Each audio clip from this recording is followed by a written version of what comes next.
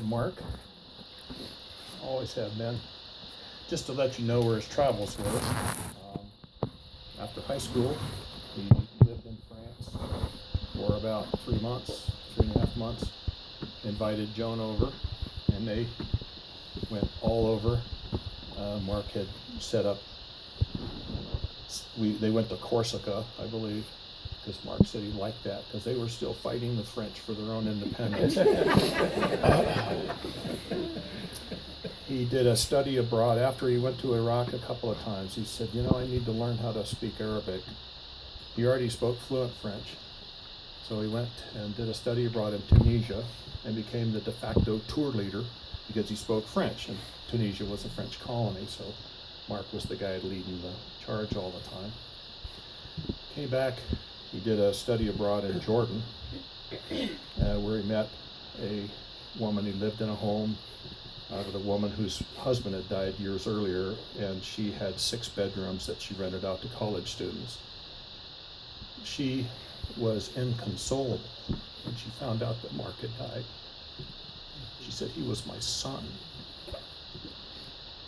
He then did a study abroad in Oman, where he learned of the oppressive people there and the religion that was so oppressive. He said, Dad, it was just terrible. The woman that was the housewife, the mother, he only saw her 3 times in 4 months. She was not allowed to come out, ever. He went back and did another study abroad in Jordan again. He visited Israel several times. He loved Israel. In fact, in Portland, where they lived on there was a trolley car that came up the road there, and Portland was very liberal, and they were all about that, and women were wearing burqas because it was kind of the cool thing. Well, Mark flew an Israeli flag off of their balcony, just to let them know, just to make sure they knew, So then he did another study abroad in Jordan, and went to Beirut on his own. And he said, why? He says, I just wanted to study the seedbed of terrorism, Dad. I just wanted to see how they were birthed, what happened to them, how did it happen that they would do that? He was personal friends with all of the Marines at the embassy, any embassy you went to. Every Marine there soon knew him, Mark. So he was probably the most interesting man I've ever known, actually. If I could just get him talking, I could just sit back and anyone in the world, he knew stuff. In fact, while he lived back in Fresno, he became friends with a sign maker who had been born in Lebanon. Is that right, Lebanon? So he would go on Thursdays down to have lunch with this sign maker, and they watched Al Jazeera in Arabic. And then he listened to BBC, and he wouldn't listen to any American news because it was all just, whatever, those people.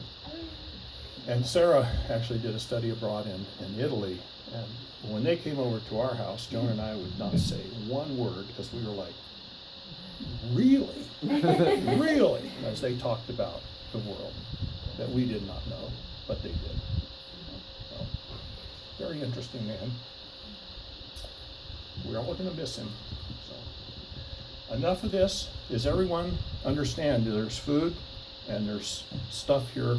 Please have an opportunity to share with one another. Joan and I are going to try and visit every single person here if we can. And so God bless you all. Thank you for being here. Most recent travel? Oh, yes, he took his mother to Paris. For 30 days? He went there for 30 days, and I think all the kids flew Joan out. And so she hung out with Mark for 2 weeks. And he was just interesting. I mean, he was very interesting. I don't know where that came from, really. I really don't know where all that came from. What can be interesting? Now, some of Mark's friends, some of the Marines here, they can tell you who he was. All the pallbearers were his friends. Major Minky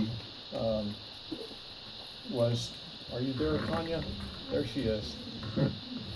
He loved her. Her and her husband had Mark lived, almost lived in their home as well. And Tanya loved Mark as well. That's the effect he had on everyone who knew him. God bless.